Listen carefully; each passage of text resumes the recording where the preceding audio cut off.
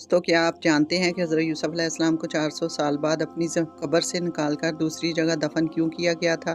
तो हुआ कुछ यूँ था कि जब हज़रत यूसुफ़ अलैहिस्सलाम की वफ़ात हुई तो बनी इसराइल ने आपके जिस्म मुबारक को एक ताबूत में बंद करके दरियाए नील के किनारे दफ़न कर दिया। लेकिन यूसुफ़ अलैहिस्सलाम ने अपनी वफ़ात से पहले एक वसीयत की थी कि अनकरीब ऐसा वक़्त आएगा कि तुम लोग ये जगह छोड़कर जाओगे, उस वक़्त मुझे अपने साथ ले जाना और मुझे मेरे माँ-बाप और दादा के साथ दफ़न कर देना। वक़्त गुज़रा और हज़रत मूसा अलैहिस्सलाम का दौर आया कि जब फ़िरौन ने बनी इसराइल पर बहुत ज़्यादा ज़ुल्म और सितम किया। हज़रत मूसा अलैहिस्सलाम अल्लाह के हुक्म से सब लोगों के साथ वो जगह छोड़कर जाने लगे, मगर आपको रास्ता नहीं मिल रहा था। तब अल्लाह की तरफ से आपको पता चला कि यूसुफ़ अलैहिस्सलाम के ताबूत को भी साथ लेकर जाना पड़ेगा, तब रास्ता मिलेगा। फिर एक बूढ़ी औरत ने नील नदी का रास्ता बताया। हज़रत मूसा अलैहिस्सलाम ने हज़रत यूसुफ़ अलैहिस्सलाम का जिस्म मुबारक दरिया नील के किनारे से निकाला और फ़लस्तीन ले गए और हज़रत याकूब अलैहिस्सलाम, हज़रत इसहाक़ अलैहिस्सलाम, हज़रत इब्राहीम अलैहिस्सलाम के साथ दफ़न किया।